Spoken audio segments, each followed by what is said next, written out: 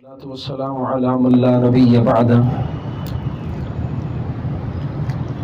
اللهم صل على محمد وعلى آل محمد كما تحب وترضى. أعوذ بالله السميع العليم من الشيطان الرجيم من حمده ونفخه ونفثه. بسم الله الرحمن الرحيم.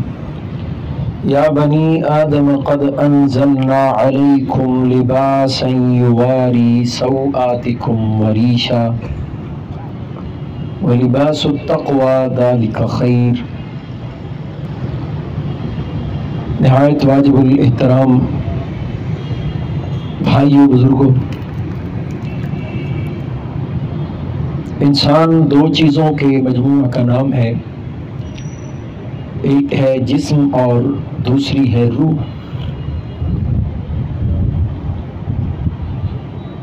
جب تک روح اور جسم کا آپس میں رابطہ قائم رہتا ہے اتنی دیر تک یہ ایک زندہ انسان تسلیم کیا جاتا ہے، اور جب روح اور جسم کا رابطہ منقطع ہو جائے تو انسان زندہ نہیں بلکہ مردہ تسلیم کیا جاتا ہے.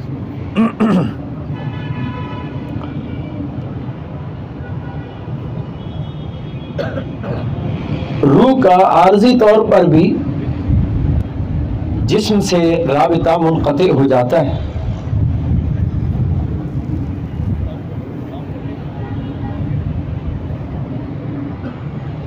جب انسان سو جائے تو روح جسم سے نکل جاتی ہے، اور روح کی اس سیر اور سفر کو ہم خواب کہتے ہیں. تو خواب کی جو کیفیات ہیں وہ در حقیقت روح کی سیر ہے. وہ روح کا سفر ہے. روح جن وادیوں، جن کیفیات میں سے گزرے، انسان کے لیے وہ خواب بن جاتی ہے. اور یہ جو خواب ہے یہ در حقیقت روح کی سیر ہے، روح کا سفر ہے. روح ان مقامات میں سے گزرتی ہے، اور خواب میں روح کے ساتھ جو بھی معاملات پیش آتے ہیں جسم اپنے بستر پر ان تمام کیفیات کو برابر محسوس کرتا ہے. اور یہ اس بات کی دلیل ہے کہ ابھی روح اور جسم کا آپس میں رابطہ قائم ہے. انسان کو جس قسم کا خواب آئے اس کا جسم بستر پہ برابر وہ کیفیات محسوس کرتا ہے. کبھی انسان کو بڑا خوفناک خواب آ جائے تو جسم کے اوپر وہ کیفیت طاری ہو جاتی ہے، حالانکہ وہ بستر پہ. خواب میں کبھی کسی انسان نے دیکھا ہوگا پیچھے کوئی شخص دشمن بن کے اس کے پیچھے لگا، یا کوئی سانپ اور بچھو اس کے پیچھے لگ گئی، یہ کوئی موذی جانور یا کوئی حادثہ پیش آنے لگا، کسی بڑی بلند و بالا عمارت پہ کھڑا ہے اور اس کا پیر پھسلنے لگا اور یہ گرنے لگا، اس کی آنکھ کھل گئی تو جسم کی جو ہے وہ سانس پھولی ہوئی ہے اور اس کی کیفیت بتا رہی ہے، اس کی گھبراہٹ بتا رہی ہے کہ یہ کسی بہت بڑے حادثے کا شکار ہوتے بچا. تو یہ دلیل ہے کہ روح اور جسم کا آپس میں رابطہ بھی قائم ہے. تو روح کی پرواز کو کوئی رکاوٹ نہیں ہے. روح جنت کی سیر کر کے آ سکتی ہے، روح جہنم کے مناظر انسان کو دکھا سکتی ہے. روح چاہے تو مکے چلی جائے، مدینے چلی جائے. انسان کے دن کے خیالات اور اس کے رجحانات اور اس کے جذبات بعض اوقات خواب بن کے رات کو روح ان معاملات میں سے گزرتی ہے. تو حضرات اللہ سے دعا کیا کریں، خواب بھی اچھے جو ہیں یہ بھی خاصہ نبوت میں سے ہیں، یہ مبشرات ہیں. فرمایا الرؤیا الصالحہ، یہ اللہ کی طرف سے انسان کو ملنے والی خوشخبریاں ہیں. اللہ ہمیں اچھے خواب دکھائے، اور کبھی خواب ایسے بھی آئیں کہ ہم سو جائیں اور روح سیر کے لیے نکلے اور مدینہ منورہ میں پہنچ جائے اور محمد کریم علیہ السلام کا دیدار کر کے آ جائے. کبھی ایسے خواب بھی اللہ ہمیں نصیب کرے. تو حضرات میں عرض کر رہا ہوں کہ یہ جو بھی معاملہ ہو، روح اور جسم کا رابطہ آپس میں قائم ہے، اور جسم روح کے اوپر پیش آنے والی تمام کیفیات کو اپنے بستر پہ محسوس کرتا ہے۔ لیکن جب پیغام اجل آ گیا اور ہمیشہ کے لیے روح اور جسم کا رابطہ منقطع ہو گیا اس جہان کے لیے، اس دنیا کے لیے، پھر روح کو اگلے جہان میں جسم میں دوبارہ لٹایا تو جائے گا، لیکن اس کی کیفیت کیا ہے وہ اللہ جانتے ہیں۔ اگلے جہان کی زندگی کی کیفیت کیا ہے وہ اللہ جانتے ہیں، لیکن اس جہان کے لیے جب روح اور جسم کا ہمیشہ کے لیے رابطہ منقطع ہو جائے گا تو حضرات پھر روح کے بغیر اس جسم کی کوئی حیثیت باقی نہیں رہے گی، کوئی حیثیت اس جسم کی روح کے بغیر نہیں رہے گی۔ حضرات توجہ فرمائیں، اس جسم کی بے شمار ضروریات ہیں۔ اس جسم کو لباس چاہیے، اس کو غذا چاہیے، اور اس کو سواری چاہیے، اور اس کو رہائش چاہیے، اور اس کو ایک جناب کمرہ چاہیے، اس میں ایک بستر چاہیے، اور آرام کرنے کے لیے، اور سردی سے بچاؤ کے اسباب چاہیے، گرمی ہے تو موسم گرمی سے بچاؤ کے لیے اسباب چاہیے۔ یہ تمام تر ضروریات ہیں جسم کی، لیکن ہیں تب تک جب تک اس جسم کے اندر روح موجود ہے۔ کیا موجود ہے؟ جب تک اس جسم کے اندر روح موجود ہے۔ روح نکلنے کی دیر ہے، نہ اس جسم کو غذا چاہیے، نہ اسے لباس چاہیے، نہ اسے کھانے کی ضرورت، نہ اسے پینے کی ضرورت، نہ اسے گھر چاہیے، نہ اسے سواری چاہیے۔ اور آگے چلیں، اس جسم کا ایک نام ہے، اس جسم کا ایک منصب ہے، اس جسم کا ایک رشتہ ہے، یہ باپ ہے، بیٹا ہے، یہ بھائی ہے، اور یہ اپنی مسجد کا امام اور خطیب ہے، یہ اپنے ادارے کا منتظم ہے، اور یہ کسی کمپنی کا بہت بڑا جناب یہ مینیجر ہے یا آفیسر ہے۔ اس جسم کی کئی نسبتیں ہیں، لیکن یہ سب کچھ اتنی دیر تک ہے جب تک اس جسم کے اندر روح موجود ہے۔ حضرات روح نکلی تو اس جسم کے پاس آ کے باپ یہ نہیں کہے گا میرا بیٹا کہاں ہے، بھائی یہ نہیں کہیں گے میرا بھائی کہاں ہے، اور بیٹے یہ نہیں کہیں گے ہمارے ابا جان کہاں ہے، حضرات مقتدی یہ نہیں کہیں گے ہمارے امام اور خطیب صاحب کہاں ہیں، اور ملازم یہ نہیں کہیں گے ہمارے صاحب کہاں ہیں، ہر کوئی آ کے یہی کہے گا کہ میت کہاں ہے۔ اس جسم کا نام روح کے بغیر، حضرات اس جسم کا عہدہ اور منصب، اس کا رشتہ روح کے بغیر کوئی حیثیت نہیں رکھتا یہ جسم۔ اور سنیں، ہمارے گھر والوں کو کتنا انتظار ہے، اس جسم سے کتنا پیار ہے۔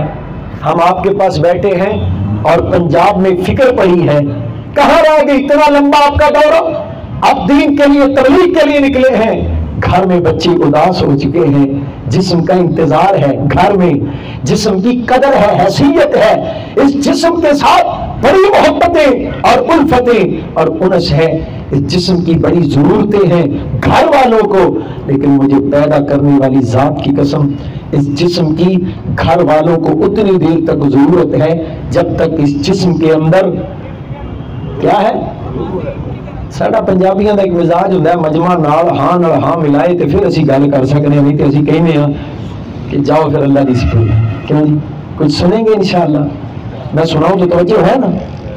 حضرت ماشاءاللہ حضرت مولانا عامر عبداللہ محمدی حفظہ اللہ تعالی، اللہ تعالیٰ آپ سے دین کا اور کام لے، اور ہمارے قائد حضرت علامہ حافظ طارق محمود یزدانی صاحب حفظہ اللہ تعالی، پروفیسر حافظ عدیل احمد گرجاکی صاحب گجرانوالہ سے حفظہ اللہ تعالی، مولانا نعمت اللہ ظفر صاحب اور دیگر ہمارے مشائخ الحمدللہ تشریف فرما ہیں۔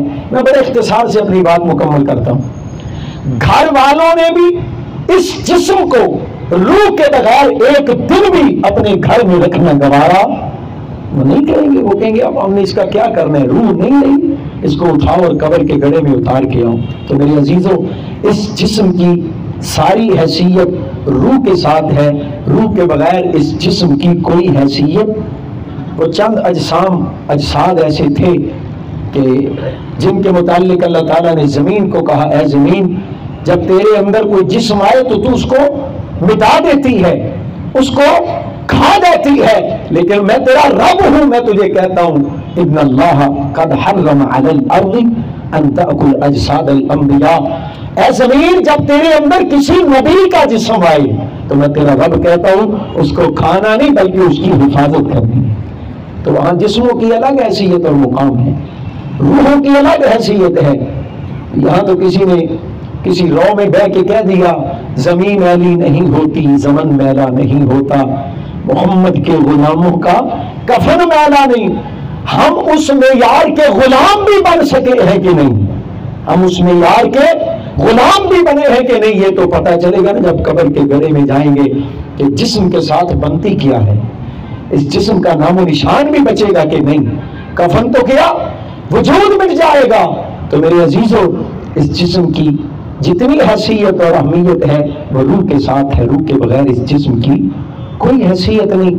تو جس جسم کی روح کے بغیر حیثیت کوئی نہیں، اس جسم کی کتنی فکریں ہیں، اس کو غذا اچھی مل جائے، اس کو لباس اچھا مل جائے، اس جسم کو رہائش اچھی مل جائے، اس جسم کو سواری اچھی مل جائے، جس کی روح کے بغیر حیثیت کوئی نہیں، اس کی اتنی فکریں، اور جس روح کی ساری حیثیت ہے اس روح کی ہمیں فکر بھی کوئی نہیں کہ روح کی بھی کوئی ضروریات ہیں، روح کی بھی کوئی ڈیمانڈز ہیں، اور روح کے لیے بھی کچھ چیزیں ضروری ہیں۔ رات میں اپنے پیغام کو اختصار کے ساتھ مکمل کرتا ہوں کہ میرے عزیز و روح کی کچھ ضرورتیں ہیں، جس طرح جسم کی ضرورتیں ہیں، روح کی سب سے بڑی ضرورت ہے غذا۔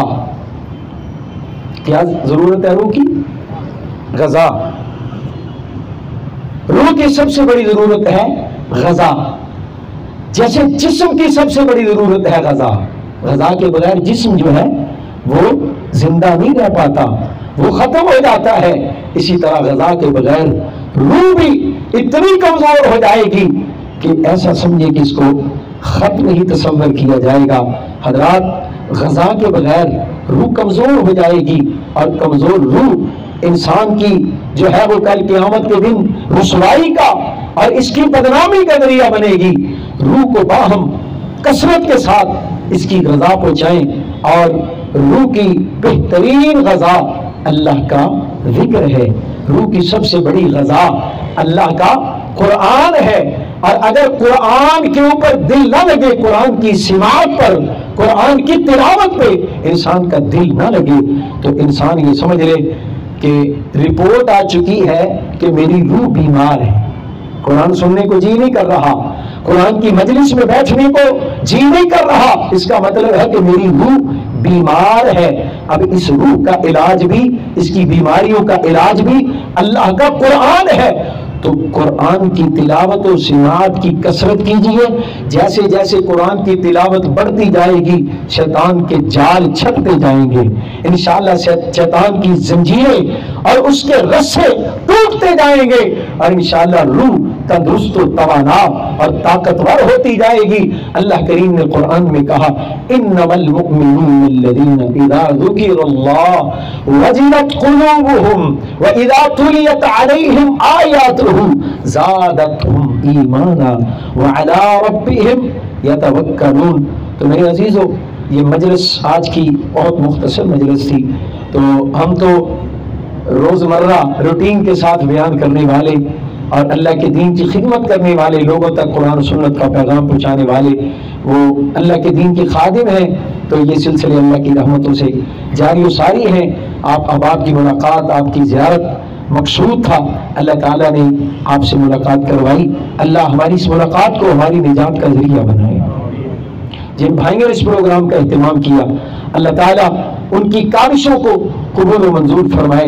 تو میرے عزیزو، ان روحوں کی غذا کا اہتمام کیجیے۔ اور آخری بات سنیے، جسم کی غذا جتنی زیادہ بڑھائیں گے اتنی حیوانیت بڑھتی جائے گی۔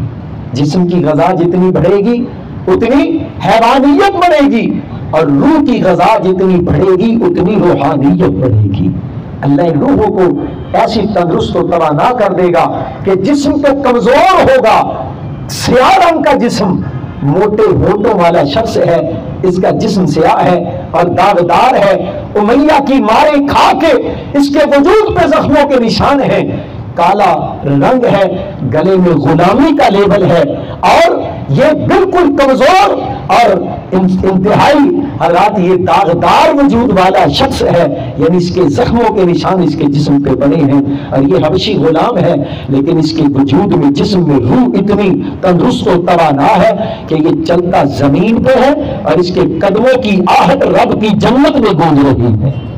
تو یہ روح جو ہے نا، اس کی حیثیت اور قدر، حضرت سیدنا عبداللہ ابن مسعود رضی اللہ تعالیٰ عنہ ایک درخت پہ چڑھے تو ہوا چلی تو ان کی پنڈلی سے کپڑا ہٹا، ان کی پنڈلی نظر آئی تو صحابہ مسکرا رہے ہیں، دیکھو پتلی پتلی ٹانگیں، پتلی پتلی پنڈلیاں عبداللہ ابن مسعود کی رضی اللہ تعالیٰ عنہ۔ نبی کریم علیہ السلام نے دیکھا، آپ نے فرمایا میرے صحابہ یہ جو پتلی پنڈلیاں دیکھ کے تم ہنس رہے ہو، مسکرا رہے ہو، تمہیں نہیں پتا اللہ کے میزان میں ان پنڈلیوں کا وزن احد پہاڑ سے بھی زیادہ ہے۔